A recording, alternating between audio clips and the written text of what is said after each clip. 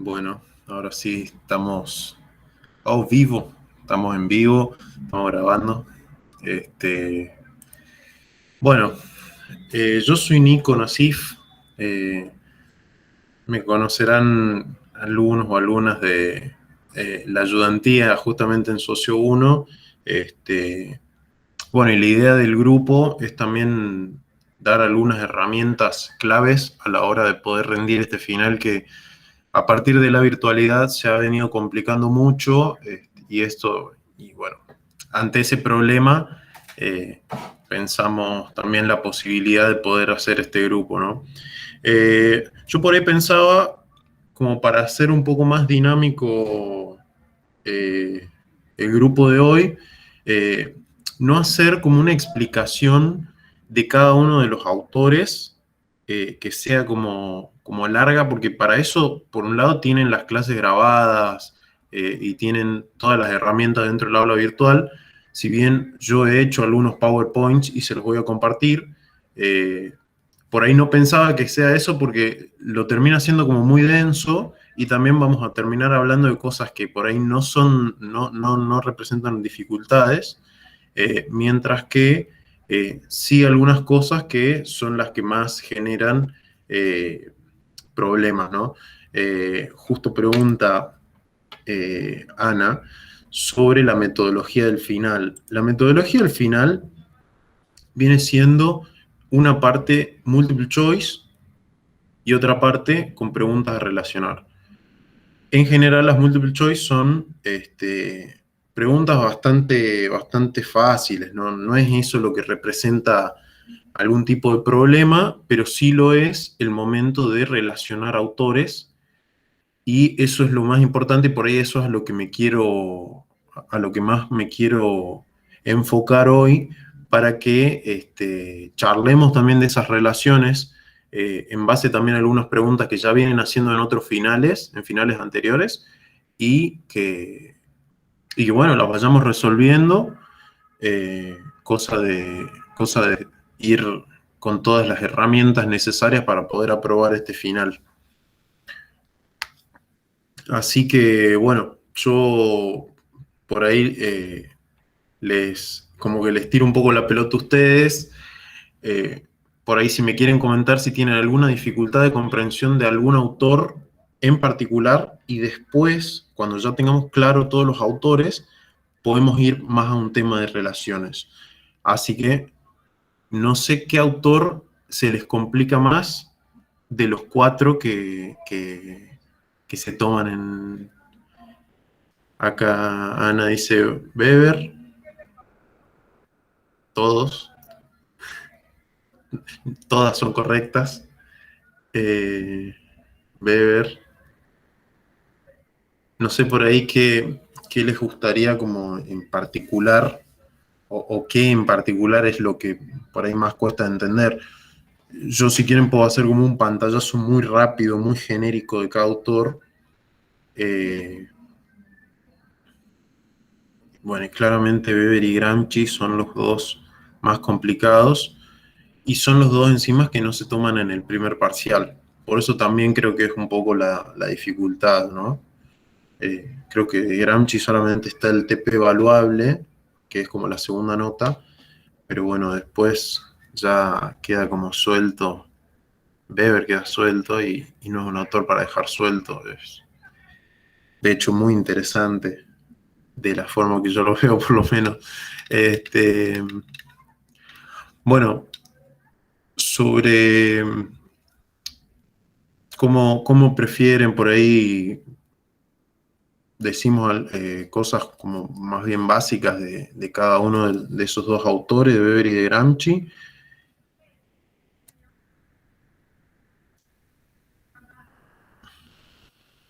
Organización racional del trabajo.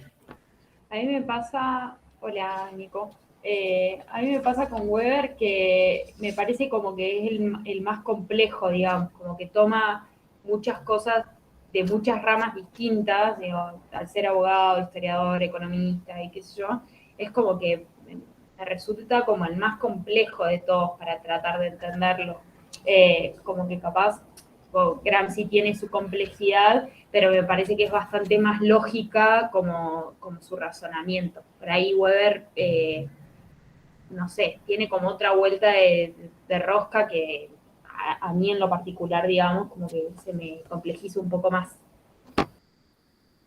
Sí, sí, eso es así. Weber es como una forma bastante final. Si habláramos en términos de Dragon Ball, sería como una forma perfecta de Cell.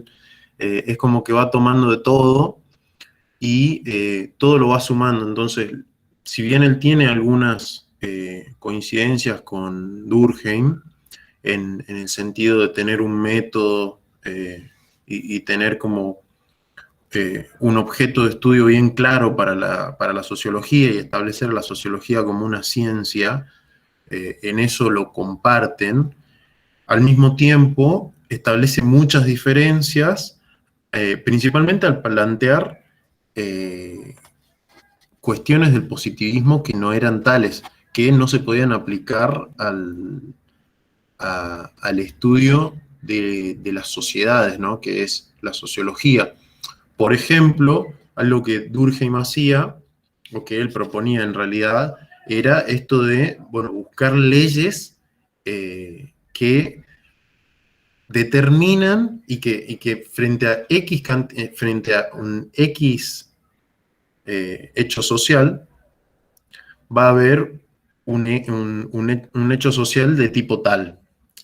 Uno es causa del otro y tiene una función tal. Es todo así muy metódico lo que plantea Durkheim y en eso llega Weber y dice, bueno, pará, no es que haya una sola causa, porque no la hay, y de hecho rompe también con esa visión hasta determinista, sino que la idea de la sociología no puede ser buscar las causas, o buscar una sola causa de un hecho social. De hecho, él deja de hablar de hecho social, habla de acción social, que tiene otro significado, y ahí le cambia esta situación, por ejemplo, de las causas, que Weber, es multicausalista. Entonces, él plantea que pueden haber múltiples fenómenos que causen la situación tal, en este caso la acción social tal.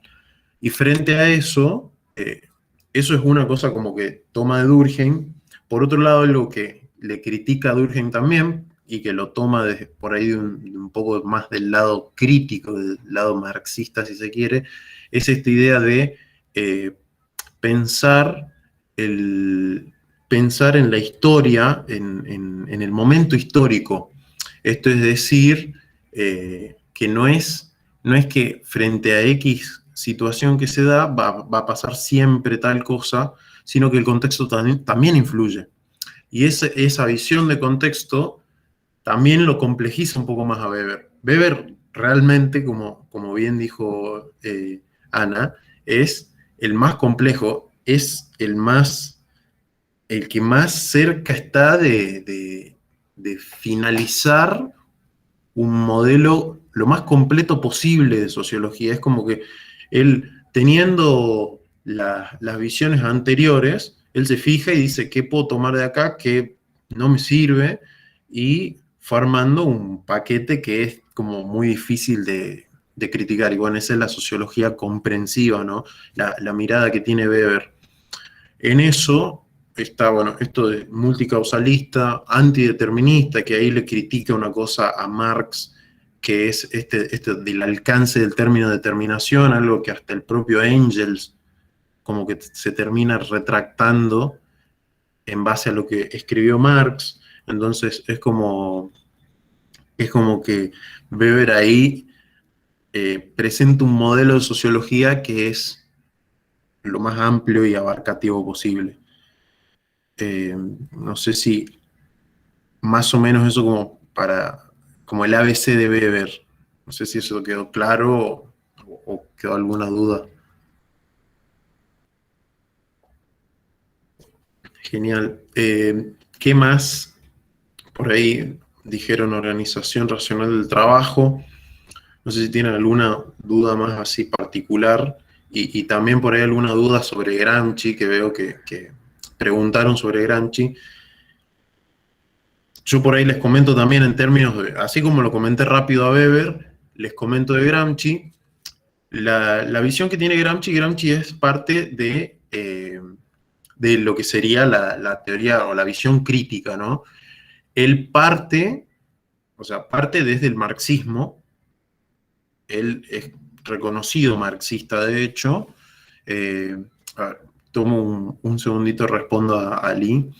El final se viene tomando una parte multiple choice, que son preguntas y opciones múltiples, eso no viene teniendo muchos problemas, pero la segunda parte son 3 preguntas de relación entre autores, que esa es la parte que viene siendo el causante por ahí de varios problemas y bueno, viene costando también para aprobar el final.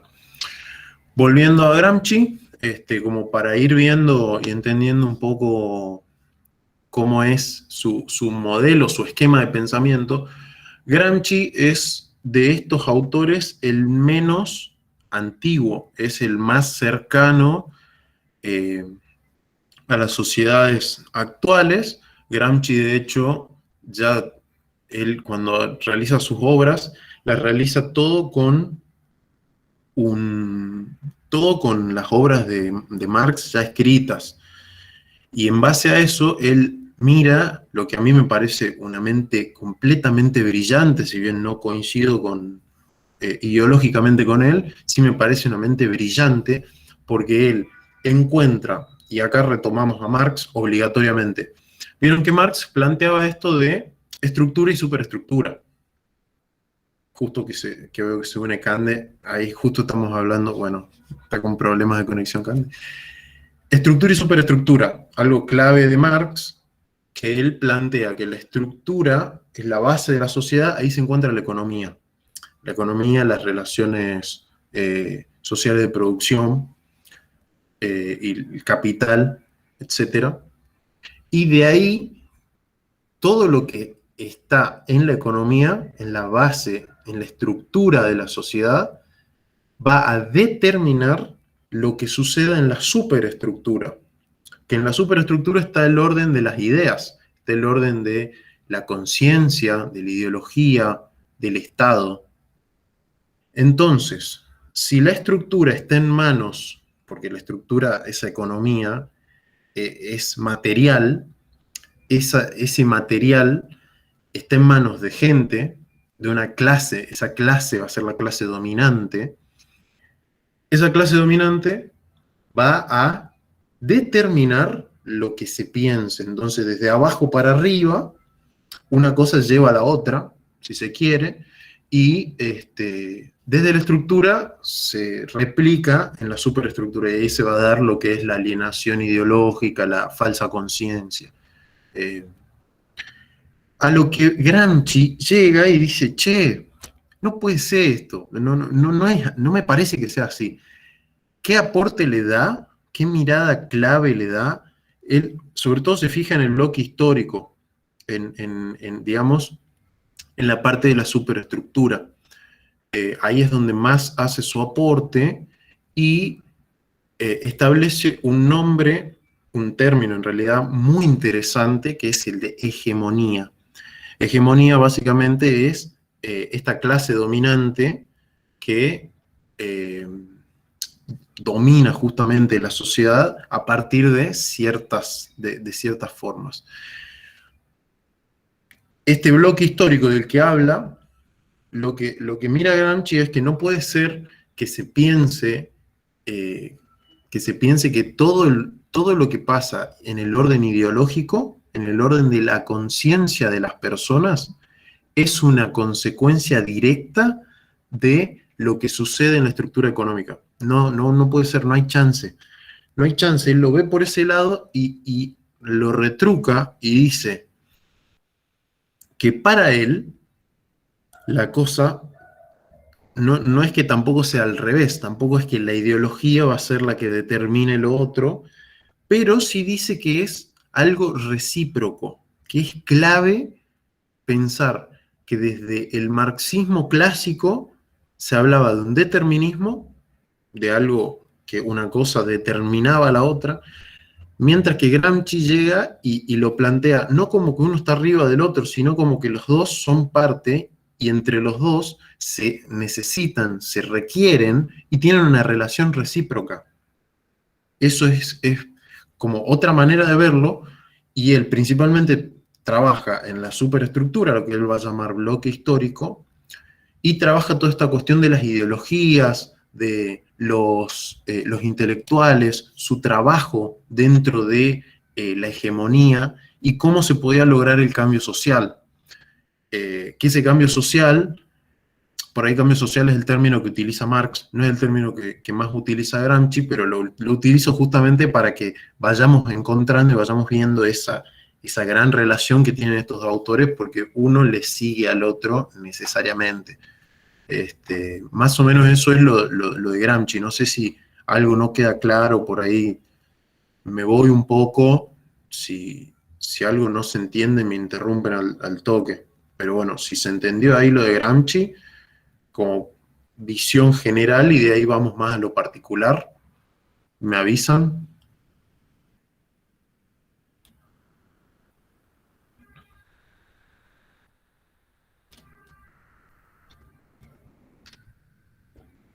Bueno, parece que sí.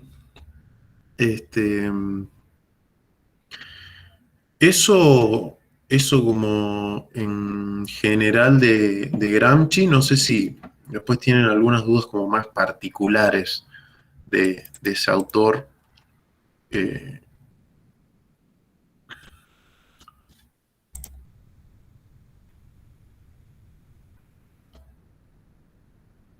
Pueden hablar, los micrófonos están abiertos.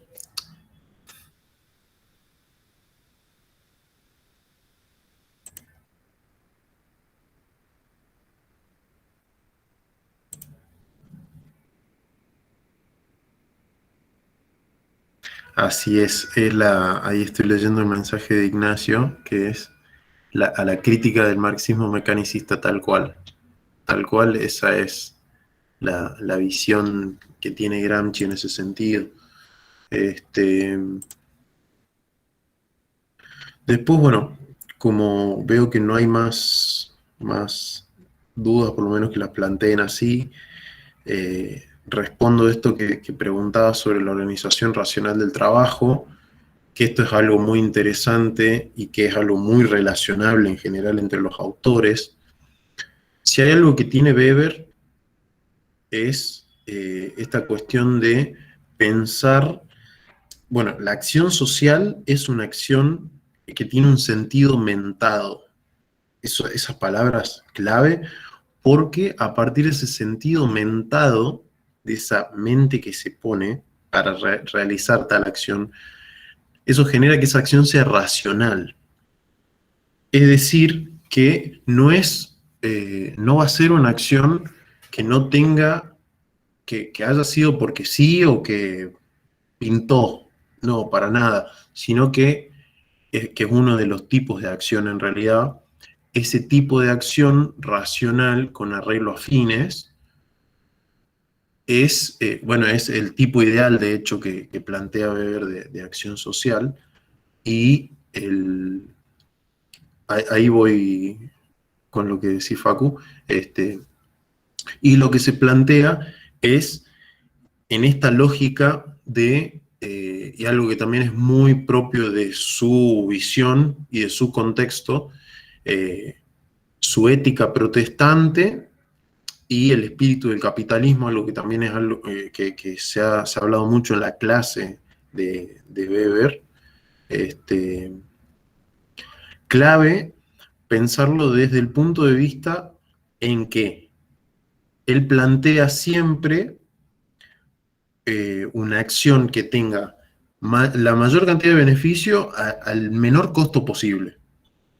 Eso como un ABC, eso como un ABC, y que en base a eso, siempre pensando en esta cuestión racional de maximizar el beneficio y minimizar el costo, esa es como la premisa básica de la racionalidad, y en base a eso va a estar la organización racional del trabajo. Que esto no es otra cosa también que una división del trabajo, porque claramente se plantea que es una sociedad compleja, no es una sociedad mecánica, si habláramos en términos de Durkheim, sino una sociedad más orgánica, en el sentido de que vos necesitas gente que se encargue de más cosas específicas, y no que todo el mundo haga lo mismo. Si todo el mundo hace lo mismo, todos hacen todo, no termina de tener sentido. En cambio, cuando tenés una división racional, hay gente que es mejor para tal cosa y hay gente que es mejor para otra. Mientras más racional, más beneficios va a tener y menos costos. Eso es como la premisa básica de la organización racional del trabajo, y es como la creación máxima que puede pensar Weber, que puede ver en lo que sería en la parte del trabajo, ¿no? No sé si eso más o menos queda un poco claro, o si quieres preguntar de nuevo. Facu pregunta, dice que lo que le costó el final fueron las actividades a desarrollar, que por relacionar y diferenciar autores, tal cual, por eso estamos tratando de como hacer algunos pantallazos, y de hecho yo también como que quiero que ustedes participen, porque ustedes son quienes rinden o quienes vienen rindiendo y vienen teniendo esas preguntas que complican la vida. Acá José pregunta, las asociaciones profesionales de Durkheim con los partidos políticos de Gramsci, para explicarlo. Muy interesante la relación que plantean.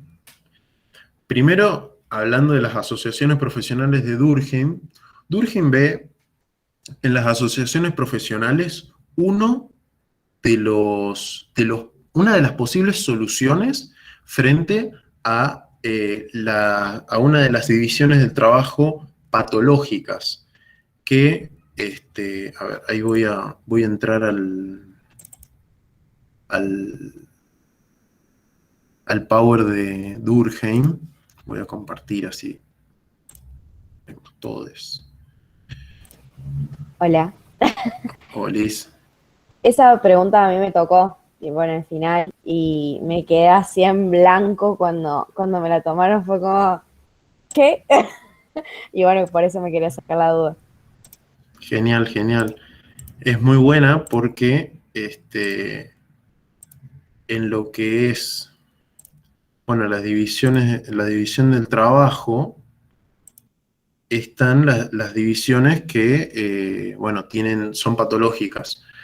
En este caso, las asociaciones profesionales, ves cómo resolver formas anómalas de la división del trabajo. Asociaciones profesionales, nucleamientos que elaboren normas para mantener ese lazo social, que acá aparentemente lo que no mantuve fue la escritura. Esas normas se elaboran para mantener ese lazo social.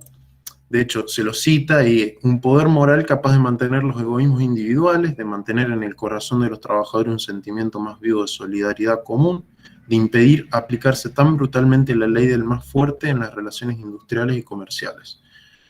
Esta división del trabajo anómala, ya estamos hablando de una sociedad moderna, ¿no? De una sociedad en la que ya la conciencia individual no es la misma que la conciencia colectiva. La conciencia colectiva está cada vez más alejada, si se quiere. Si bien hay algo que los mantiene, que mantiene esa conciencia individual dentro de la social, ese lazo está cada vez más tirante, y cada vez la conciencia individual pertenece menos a la colectiva.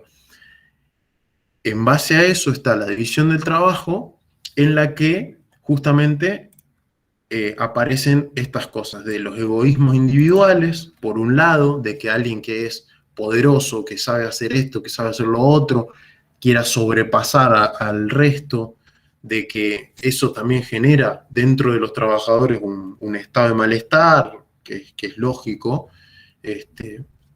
Entonces, la asociación profesional sería una organización, un nucleamiento que junta a trabajadores que pertenecen al mismo rubro y en base a eso se pueden defender, es como decir un gremio, un sindicato, se pueden defender y pueden hacer un peso, pueden ser un grupo de presión distinto frente a, sobre todo, las patronales, y también eso contiene los distintos egoísmos individuales de cada trabajador. Entonces todos son parte de ese nucleamiento y aceptan ciertas normas y reglas que les permite entenderse y decir, bueno, esta es la forma de trabajar, no es que nos dicen, che, ustedes tienen que hacer esto y yo voy a hacer esto de la manera que a mí me plazca. Eso como poniendo en palabras gauchas lo que serían las asociaciones profesionales y en lo que es Gramsci, los partidos políticos, yo creo que, de hecho creo que acá no lo hice en el Power.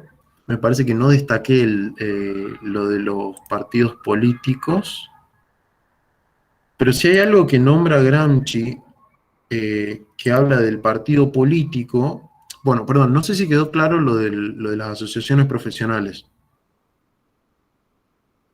Si eso quedó claro, vamos a lo del partido político.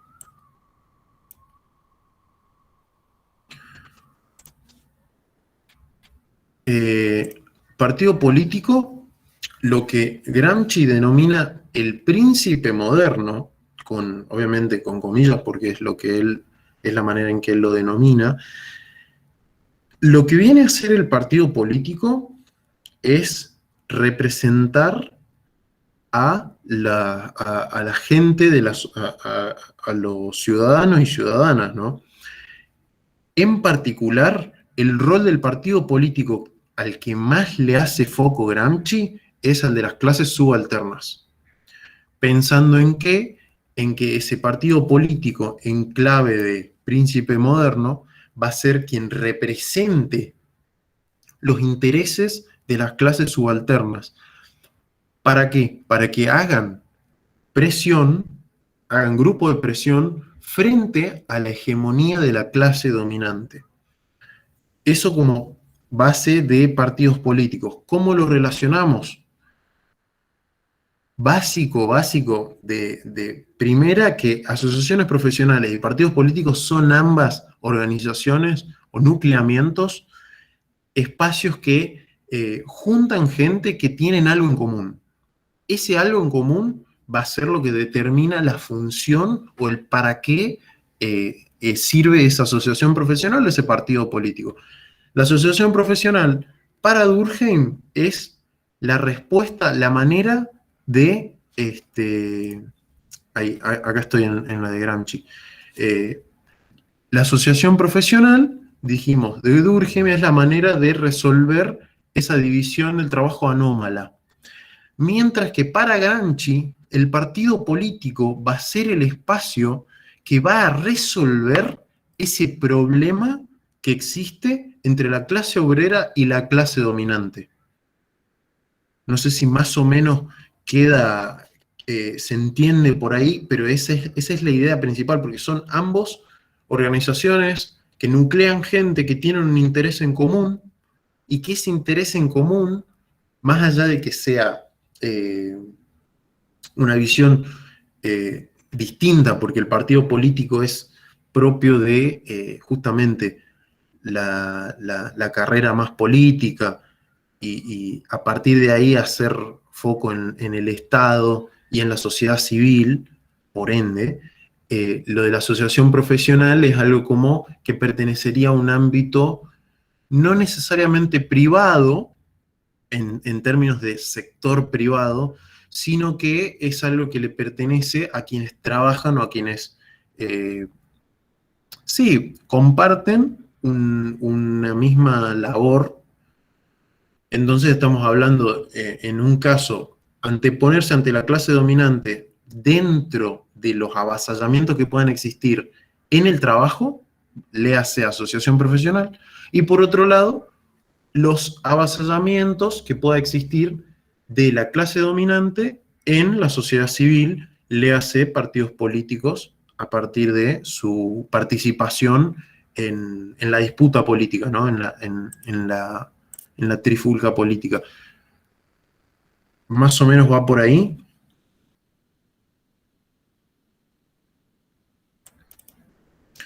¿Una conciencia colectiva en qué sentido? ¿Qué sería la conciencia colectiva, André?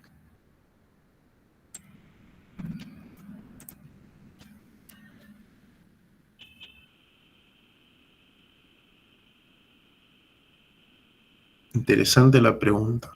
No es fácil de carburar, la verdad. Y podrían ser como unos intermediarios dentro, porque si bien no es la conciencia colectiva, porque justamente vos decís una conciencia, no la conciencia colectiva es la que pertenece a toda la sociedad, una conciencia colectiva, y bueno, podríamos como decir que sí, pero sin entrar, sin decirlo realmente. O sea, yo se los digo que sí, en el sentido de que esas personas que tienen un interés en común claramente tienen algo, y esa conciencia, esas conciencias individuales están más cerca entre sí. Entonces, se puede decir, se puede pensar que sí hay como una conciencia colectiva. Pero bueno, yo les recomendaría que no utilicen ese término porque puede prestarse a malas interpretaciones por parte de los profes y bueno, eso genera que sea incorrecta la pregunta, cosa que no queremos para nada. Ignacio pregunta, ¿la relación entre ambos conceptos serían en que los dos se comparten intereses? No solamente que los dos comparten, o sea, los dos son nucleamientos voluntarios de personas que comparten intereses o que tienen intereses en común, sino que también son formas de resolver distintos problemas. Por un lado, el problema de la división anómala del trabajo que plantea Durkheim, la asociación profesional es una respuesta. Por otro lado está la hegemonía que plantea Gramsci, una respuesta es el partido político, lo que él llama el príncipe moderno. Bernardo Rosales, la clave creo que es lo que dijiste al final de para qué sirven cada uno y qué comparten. Partidos políticos, clase subalterna, asociaciones profesionales, división anómala del trabajo. Sí, sí, va por ahí. Ana, si te tenés que retirar no hay problema. Los Power están en el link de la nube de la franja. Voy a pasar directamente el link del Drive, así lo ven. Están también algo que les puede servir.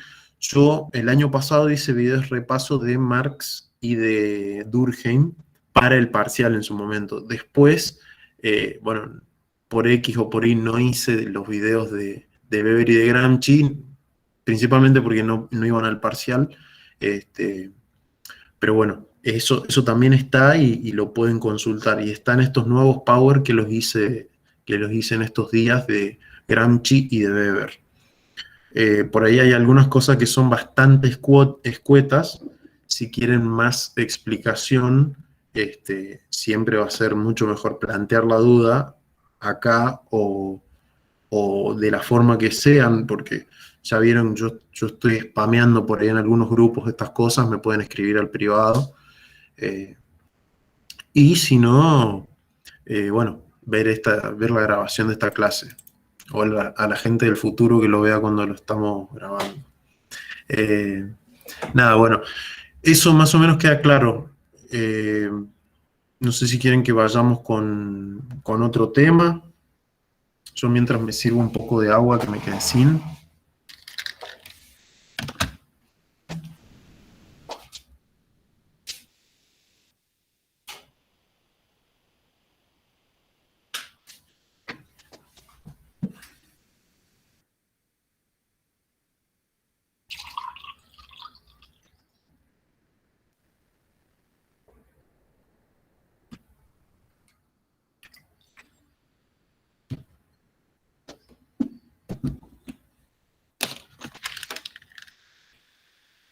he regresado.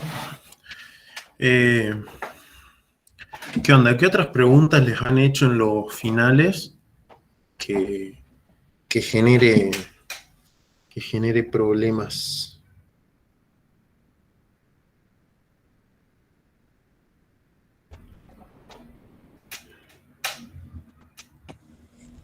Nico, discúlpame, te quería hacer una consulta. Sí, Facu. Nada que ver al final. ¿En dónde vas a pasar el link del PowerPoint? Sé que lo habías dicho, pero no escuché bien. Lo voy a pasar en todos los grupos de finales de socio. Yo estoy en dos. Uno que dice final septiembre, que me uní hoy, y otro que dice final diciembre. En los dos, en ambos voy a pasar el link de la nube de la franja, donde está todo este material de socio. Y bueno, también va a estar la grabación de este grupo de repaso. Ah, bueno, dale, gracias, Nico. De nada, Facu. Bueno, cualquier cosa también en nuestro Instagram, nosotros tenemos en el Linktree, pueden entrar y buscar la nube de la franja y les aparece también el link del Google Drive y pueden también, no hay solamente cosas de socios, sino de varias otras materias, sobre todo de los primeros años, de distintos ayudantes que venimos dando una mano en estas materias. Pasé el chivo de una manera. ¿Qué duda tienen? ¿Qué otra duda tienen? Si no, yo me voy a poner a leer un par de preguntas que me pasaron de finales anteriores y en base a eso también me dicen cuál fue más difícil.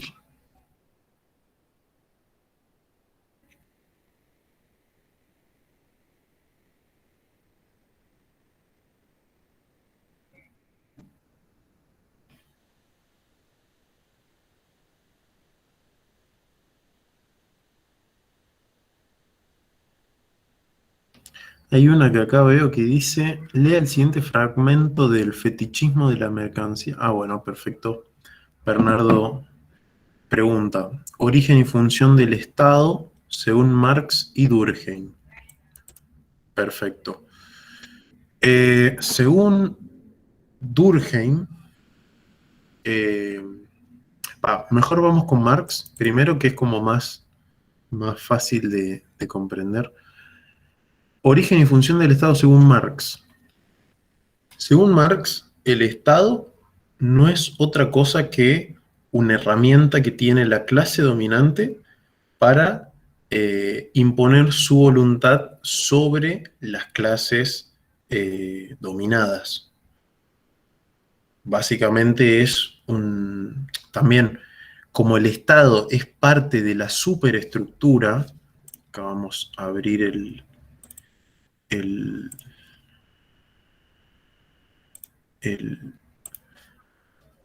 ¿cómo se dice? De Marx, el PowerPoint de Marx. Él plantea que como el Estado es parte de la superestructura, se encuentra acá, va a estar determinado por la estructura. Entonces, ¿qué significa? Que el Estado no es solamente un instrumento de la clase dominante para aplicar su dominio, ¿no? Es un instrumento legal, porque eso también no es menos importante, es un instrumento legal. ¿Ves? El Estado, dentro de la superestructura ideológica, se encuentra el Estado y el Estado, relaciones jurídicas de dominación. Esto es consecuencia de esto que decíamos, de la estructura material, la clase dominante. La clase dominante domina acá, entonces va a dominar la superestructura. Es como algo bastante lineal en ese sentido. Mientras que para Durkheim, el Estado tiene una concepción distinta, si bien no es uno de los conceptos más importantes que desarrolla el autor.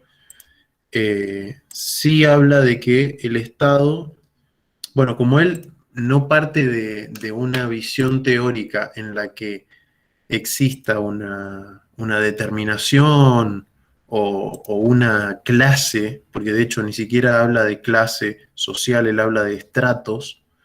En ese sentido el Estado no podría ser no podría ser este instrumento de la clase dominante, no podría ser este instrumento de la clase dominante que, que sirva para, bueno, entablar ese dominio. El origen del Estado, según Durkheim, va a ser propio de los hombres, es decir, de las personas en realidad, que necesitan un marco que los ordene. Y para Marx, bueno, lo que decíamos del Estado, que es un instrumento, es originado por esa clase dominante, porque si no lo creara esa clase dominante, no tendrían ese poder, o no podrían materializar ese poder que tienen. Entonces, Durkheim lo ve de una forma como más, como una organización necesaria que se plantea el orden, básicamente el orden, y también pensando en esta cuestión, en esta visión que tiene Durkheim, ¿no? De lo funcional, que es funcional. El Estado es funcional. ¿Qué función cumple? Y bueno, eh, frente a distintas situaciones patológicas que rompan lo normal y que transgredan ciertas normas, necesitas algo o alguien que entable y vuelva las cosas a su lugar. En este caso, el Estado va a ser el que cumple ese rol. Eh, claro, como dice Bernardo Durkheim, orden de los hombres, Marx, herramienta de la clase dominante. La clase dominante, o sea, hablando mal y pronto, así como es dueña de las cuestiones materiales y de toda la economía, también necesita plantear leyes y relaciones jurídicas para que esa dominación le siga perteneciendo y siga estando bajo su órbita. Entonces, el Estado va a ser como una cuestión casi como si fuera una escribanía. Mientras que lo de Durkheim sí tiene, tiene como una visión un poco más, no sé si acabada, pero es algo como más, por ahí una visión más inocente, pero por ahí también una visión más neutra, pensando obviamente esto de que Durkheim, en ese momento el positivismo, lo que menos podían hacer era ser subjetivos. Lo de Marx es muy subjetivo, más allá de que sea comprobable o no, es muy subjetivo. No sé si más o menos quedó claro, cualquier cosa escriban, tengo que contestar una llamadita que es urgente, denme un segundito, por favor.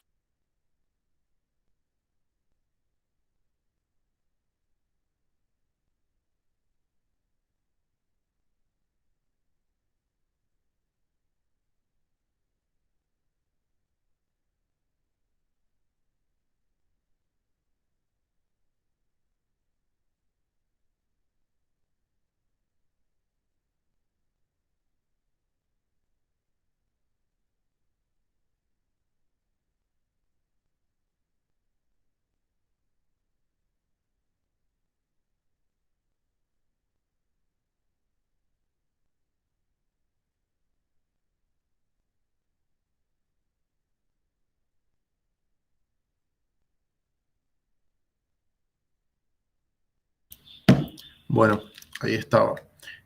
No sé si más o menos quedó claro eso.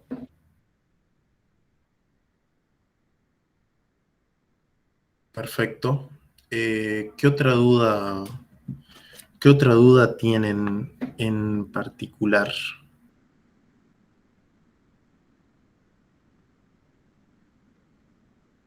Yo mientras voy, como les decía, buscando. otras preguntas.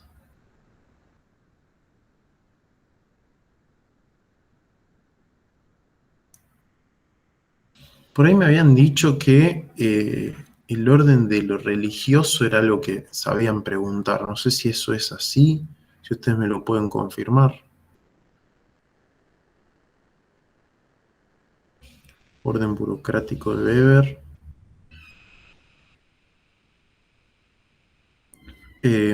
Orden burocrático de Weber, básicamente lo que plantea, ahí abro el PowerPoint de Max Weber, algo que es interesante porque él plantea en su visión dentro de estos tipos ideales, ¿no? Y toda esta mirada que tiene un poco metódica,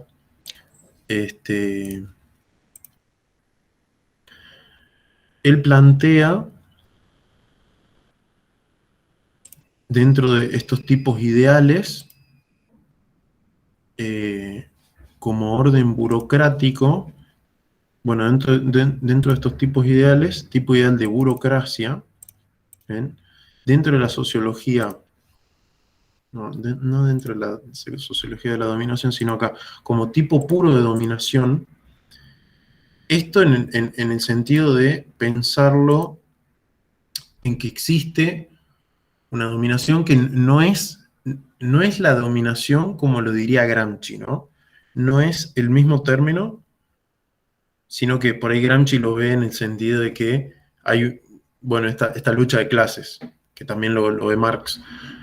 Weber lo ve más en el sentido de que, bueno, en una sociedad no puede ser toda igual, no pueden estar todos en el mismo lugar, o sea, sí o sí tiene que haber una jerarquía.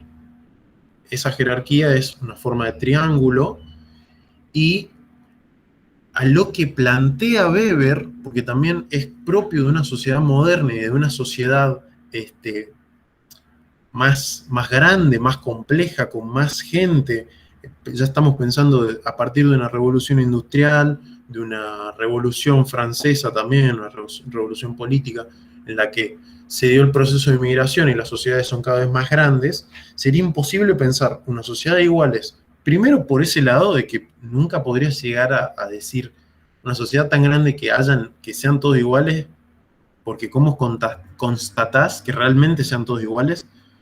Primero por ese lado de la inviabilidad, sino también por el lado de decir, che, necesitamos que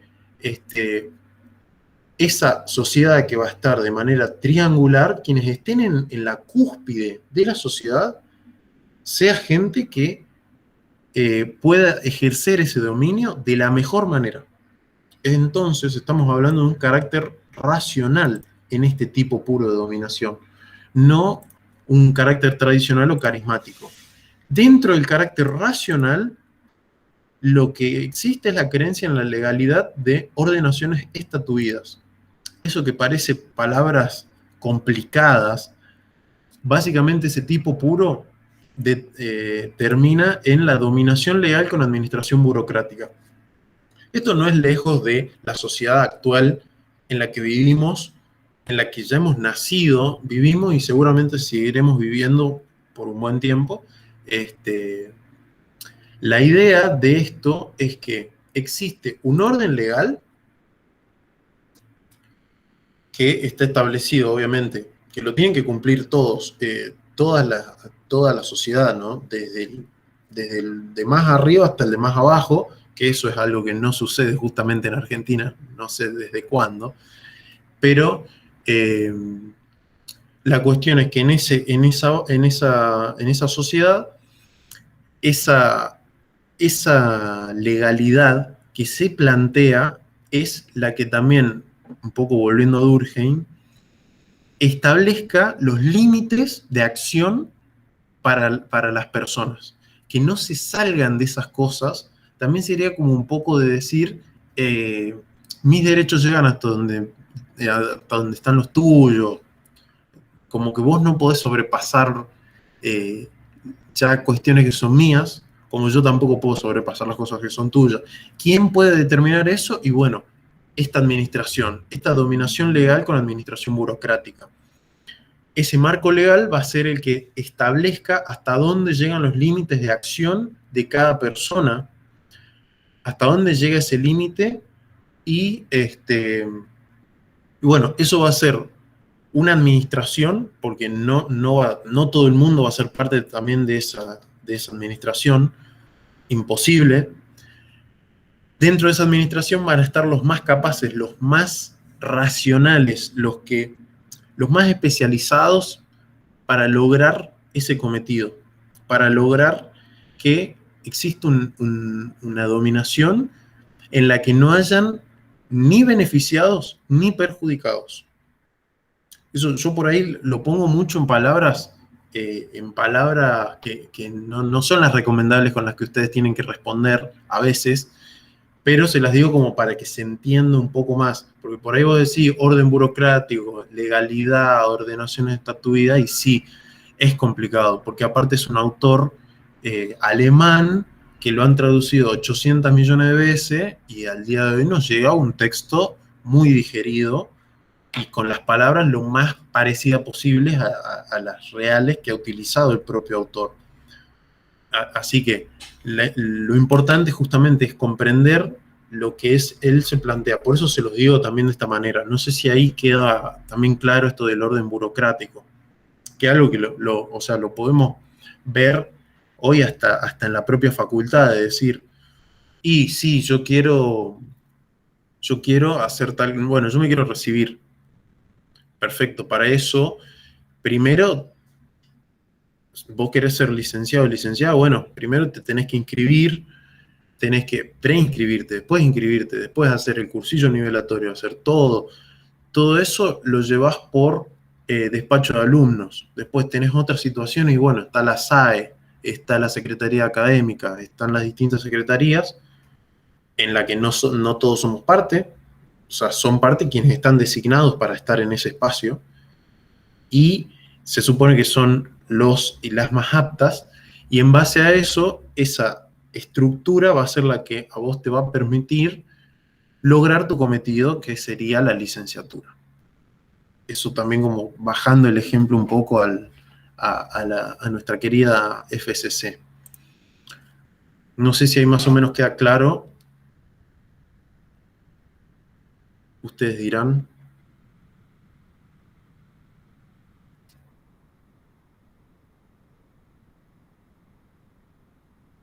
Perfecto, Bernardo.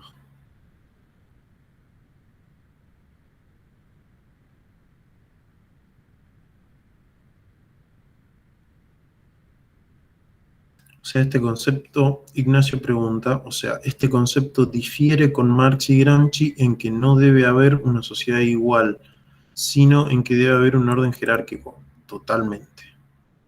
Ahí ya estamos encontrando otra diferencia que, no sé si es pregunta de examen o no, pero la visión que tienen tanto Durkheim como Weber, porque en eso la comparten, distinto de Marx y Gramsci, todos plantean que hay una sociedad desigual, pero la forma para resolverla va a ser distinta.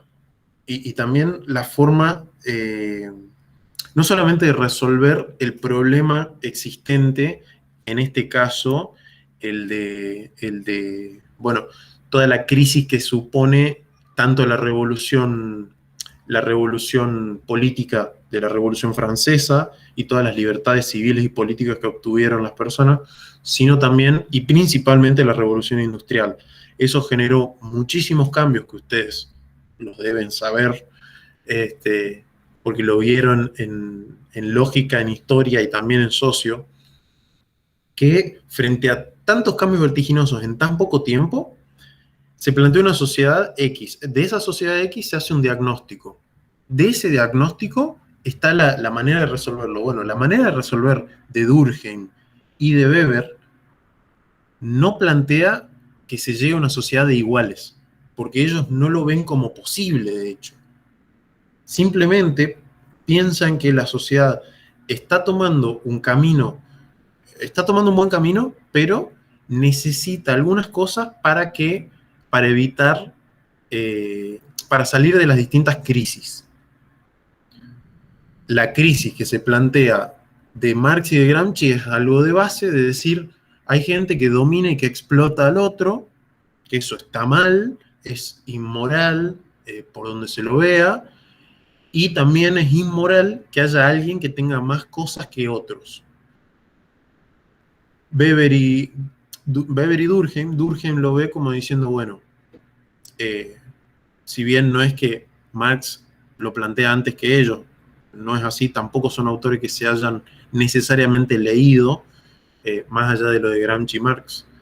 Pero lo que se plantea es que desde Durkheim, que existan asociaciones profesionales, por ejemplo, y otro tipo de organizaciones y también de marcos legales que establezcan límites para que haya una sociedad que supere esa crisis, esa cuestión patológica, por un lado, y por otro lado, Weber, que va a plantear que esa administración, o sea, tiene que haber una administración y que esa administración tiene que estar a cargo de los más capacitados, tiene que ser lo más racional, porque ellos van a ser los que saben cómo minimizar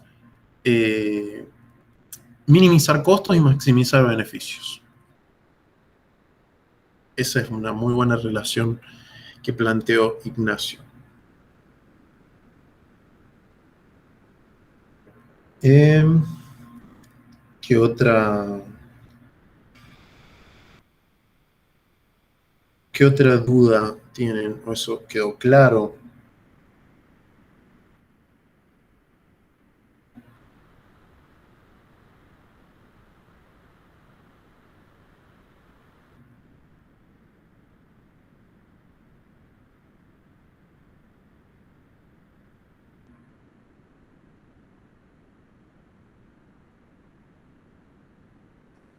Silencio estampa.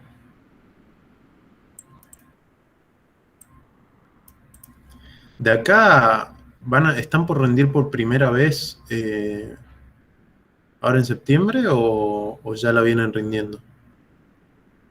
Nada, Bernardo, gracias por tus aportes. Espero que te haya servido. Cuídate y muchos éxitos para el lunes.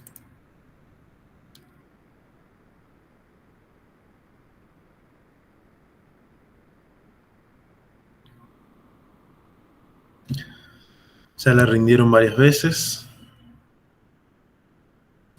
Así que, bueno, justamente por eso era que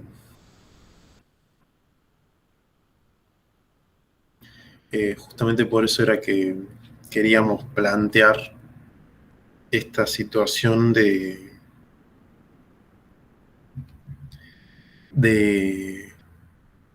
hacer este grupo de estudio. Por ahí también algo que nos han dicho es que cuando corrigen no muestran el final corregido y como que no les dan demasiada respuesta de por qué no les fue bien. ¿Eso es cierto? ¿Les ha pasado?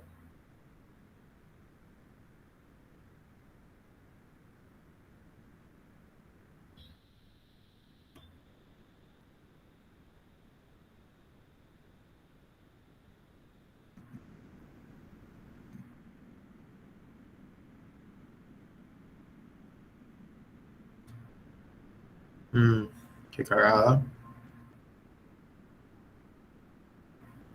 Claro. Bueno, eso no debería de suceder. Por ahí algo que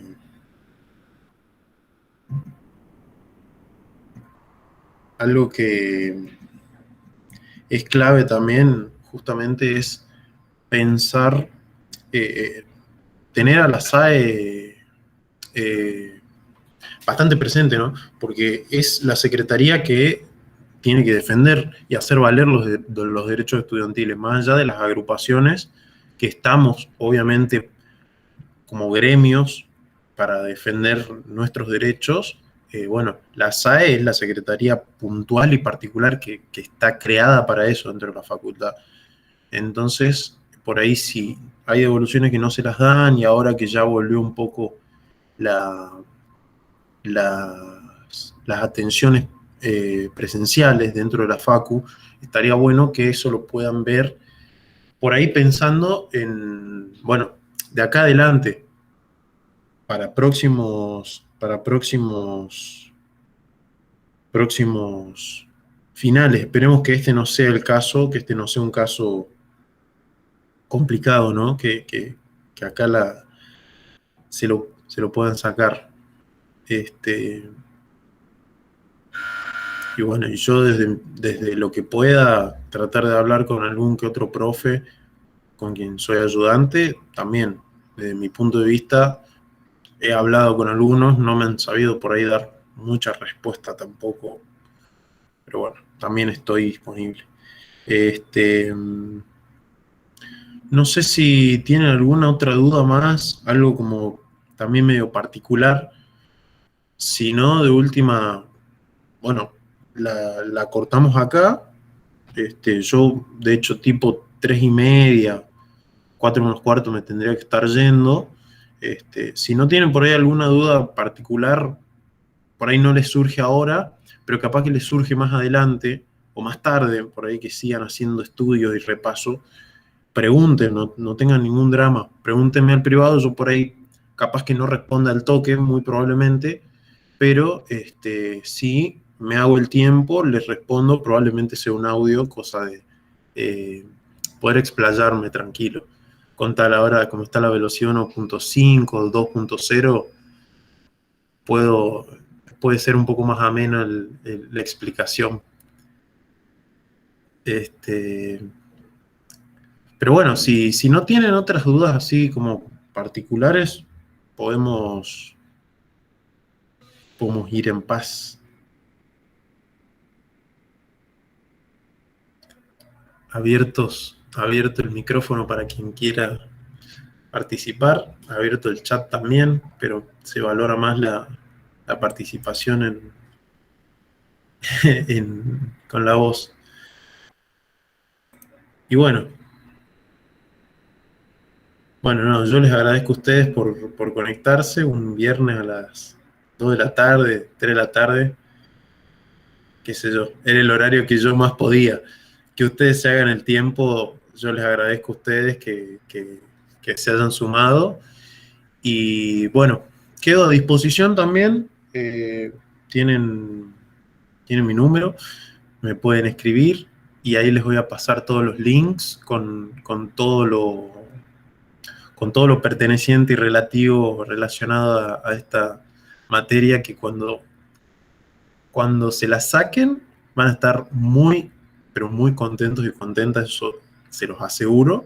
Bueno, ya ustedes lo saben también, pero sobre todo porque van a entender en las distintas materias que siguen, van a comprender y van a decir, che, cómo me costaba esta materia, pero al final tenía alguna razón de ser. Sí, los links los paso por todos los grupos en los que estoy. En el grupo de final, grupo de primer y de segundo año, los paso por todos lados. Y bueno, cierro grabación acá. Hay justo una duda de Ignacio. La última, el proceso de racionalización del mundo tiene que ver con el cambio religioso por una cuestión, ¿será? Por una más de ética y moral, ¿no? El proceso de racionalización del mundo tiene que ver con el cambio religioso, sí y no. ¿Por qué? Porque estamos hablando de Max Weber, y Max Weber, bueno, una de las cosas, lo que ya dijimos, es multicausalista.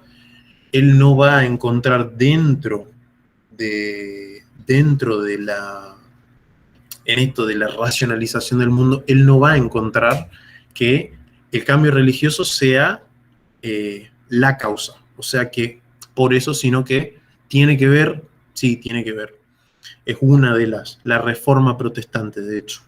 Ese espíritu, esa ética protestante, tiene mucho que ver con el espíritu del capitalismo, que sería básicamente el proceso de racionalización del mundo. Esto de maximizar beneficios a menos costos. En eso dentro del power de Weber, acá está ética protestante, ética es con tilde, y espíritu del capitalismo, estas conexiones que hablamos entre la ética económica y la ética racional, este racionalismo. La ética económica es el capitalismo y la ética racional el protestantismo en este caso. ¿Y en qué se refiere? Ese estilo de vida protestante, muy resumidamente, tiene cuestiones que sancionan o que condenan el goce ocioso de la riqueza. El goce que vos tenés una riqueza, ni siquiera una riqueza, vos tenés un salario y que eso te lo dilapidas en cosas que te son o no útiles. Sobre todo te condenan en las cosas que no son tan útiles. Entonces, y también algo que es parte, ¿no?, de la ética protestante es condenar también el tiempo ocioso. Algo que dentro de su ética lo tienen como muy, muy particularizado, es esto de que el tiempo es oro y ese tiempo de oro es trabajo, es estudio, es formación, es todo así, y el tiempo de ocio es poco, relativamente. O sea, capaz que nosotros lo vemos como poco, ellos capaz que lo verán como suficiente. Eso depende de ese estilo de vida que lleva cada uno, ¿no? Entonces, en resultado, va a estar a favor, obviamente, del ahorro, porque si no te gastas la plata que te sobra en las famosas volucompras, o cuando vas en el súper y estás en la góndola, ya estás por comprar y ves un chocolate que cuesta $500, pero un chocolate, y bueno, te lo terminás llevando y después te dolió el alma. No, bueno, ahí está, a favor del ahorro, se compra lo que es necesario y nada más. Y en este sentido aparece el capitalismo que logra esa organización racional. En Occidente principalmente, porque si bien el capitalismo como sistema económico existe desde antes de que exista el término de capitalismo, y existe en prácticamente todas las sociedades a partir de la revolución industrial, no ha logrado esa organización racional en Oriente, hablando en términos generales, ¿no? En Occidente sí la logra. Y acá hablamos del ethos del capitalismo moderno, que es buscar una ganancia que sea legítima y que sea ejerciendo una profesión. El ethos, no sé si se acuerdan más o menos qué significaba ethos, era como ¿cómo se dice? La esencia. La esencia de ese capitalismo moderno va a ser una ganancia del trabajo que sea legítima, que no sea robando o haciendo o ganando plata por cosas que vos no hacés, y ejerciendo una profesión. ¿Y esto por qué hablaban de una profesión dentro de la ética protestante y del espíritu del capitalismo? Porque veían dentro de la profesionalización como un ejercicio que generaba que esa persona tenga una X cantidad de códigos, de normas y de valores que le permiten posicionarse dentro de la sociedad, que le permiten ser parte de la sociedad, primero que nada, ser parte. Segundo, ser parte de ser parte bien. En esa que decimos, hay algunos que son iguales, algunos son más iguales que otros. Bueno, a ver, quien tiene una profesión en este ethos del capitalismo moderno, y bueno, mucho mejor si tiene una profesión, porque también hasta lo complementan como diciendo, bueno, si tiene una profesión, se especializó en algo, en ese algo va a ser el mejor, va a saber sacar el máximo del beneficio al menor costo, y eso también va a generar que otras personas que por ahí querían estar en ese rubro, pero que no son tan buenas, descubran otros rubros que capaz que sí son mejores. Capitalismo. Capitalismo, así el capitalismo champán, diría algunos. Y bueno, y eso favorece la formación de capital y la conducta burguesa racional. Eso básicamente es esto del proceso de racionalización del mundo, esa relación que existe entre la ética protestante y el espíritu del capitalismo.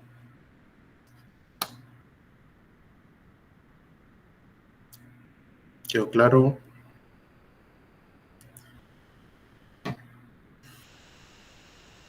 Perfecto.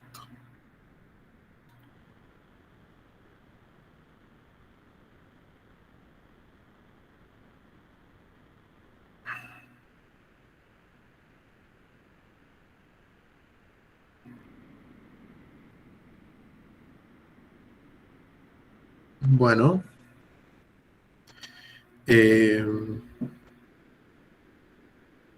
como ya más o menos nos estábamos despidiendo antes y justo entró la pregunta de Ignacio, ahora formalizamos, no sé si quieren, formalizamos la despedida y si no hay más dudas,